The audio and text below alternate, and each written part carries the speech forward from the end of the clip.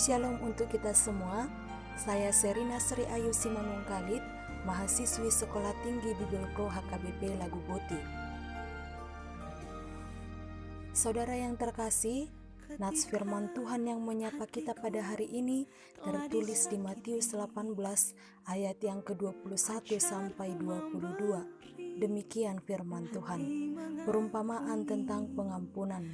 Kemudian datanglah Petrus dan berkata kepada Yesus, "Tuhan, sampai berapa kali aku harus mengampuni saudaraku jika ia berbuat dosa terhadap aku? Sampai 7 kali?"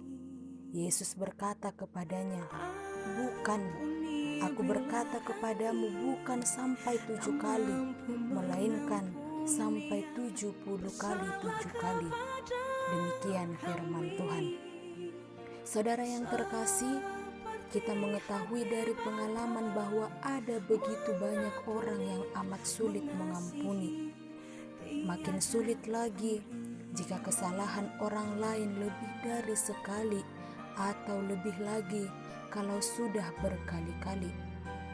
Untuk membenarkan, mungkin kita akan mengatakan bahwa saya ini adalah manusia. Kesabaran itu ada batasnya. Hal ini tercermin dari sebuah lagu yang kata-katanya atau liriknya kurang lebih seperti ini. "1 kali kau sakiti hati ini masih kumaafkan. 2 kali kau sakiti hati ini juga kumaafkan. Tapi jangan kau coba 3 kali. Kata masih kumaafkan untuk 2 kali pertama mungkin menegaskan bahwa kesalahan ketiga kali tidak akan ada maaf lagi.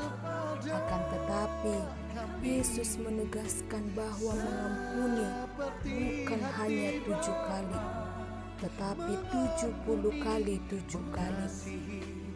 Dua hal penting dapat disebutkan berdasarkan firman Tuhan, yaitu yang pertama, ini tidak terutama menyangkut angka 490, tetapi 70 kali 7 kali berarti bahwa mengampuni itu tidak ada batasnya. Lalu yang kedua, ini ditujukan kepada manusia termasuk kita sendiri. Jadi mengacu pada firman Tuhan ini, kata-kata saya ini manusia, kesabaran ada batasnya, perlu kita pikirkan ulang. Memang pengampunan adalah salah satu pengajaran yang paling sulit dalam kekristenan. Namun mengandalkan rahmat Tuhan, hal itu dapat kita lakukan. Meskipun demikian sulit, hendaknyalah pusat perhatian kita bukan pada tingkat kesulitannya, melainkan pada Kristus yang sudah melakukannya. Sesungguhnya dosa-dosa kita tidak terhitung jumlahnya, baik dalam pikiran, perkataan, maupun perbuatan. Jika kita menghendaki Tuhan mengampuni kita, mestinya kita juga dengan tulus hati bersedia mengampuni orang lain. Hal ini jelas sekali dalam doa yang diajarkan oleh Yesus di antaranya. "Ampunilah kami akan kesalahan kami, seperti kami juga mengampuni orang yang bersalah kepada kami." Pada kesempatan lain Tuhan Yesus berkata, "Segala sesuatu yang kamu kehendaki supaya orang perbuat kepadamu, perbuatlah demikian kepada mereka."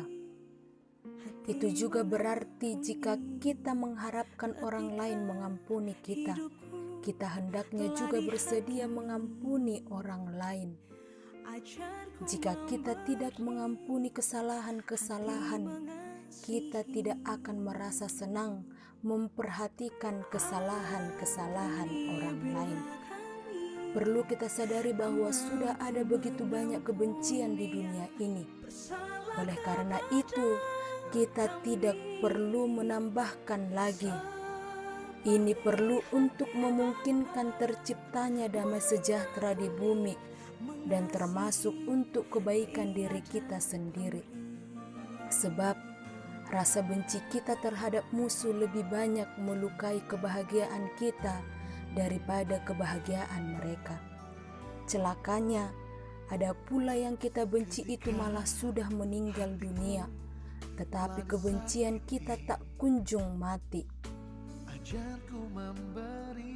Dalam hal ini Bloch dengan tepat menasihatkan kepada kita, serahkanlah rasa sakit hati kita pada sebuah altar dan pasrahkan kepada Tuhan. Biarkan diri kita dan orang lain bebas. Mengasihi diri bukanlah dosa atau mementingkan diri sendiri. Salah satu bagian dari mengasihi diri adalah mengampuni, sebab mengampuni adalah untuk kebaikan diri kita sendiri dan orang lain. Oleh karena itu, jangan kita biarkan hal-hal buruk termasuk perbuatan orang lain menghancurkan hidup kita. Jangan kita biarkan hati kita terpolusi.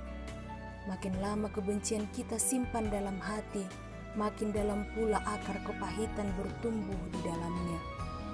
Biarkan peristiwa menyakitkan yang kita alami kian memperdalam hikmat kita. Saudara yang terkasih, mengampuni orang lain bukan saja untuk kebaikan mereka yang kita benci, tetapi juga untuk kebaikan kita. Kita mengampuni supaya racun kebencian itu tidak terus mencemari hidup kita. Sesungguhnya, pengampunan menyembuhkan memori kita sekaligus membebaskan kita dari belenggu permusuhan. Singkatnya, kesabaran terhadap orang lain dan terhadap diri sendiri perlu kita terapkan setiap hari. Dan kesabaran adalah bagian dari buah-buah roh. Mengasihi tiada pamrih.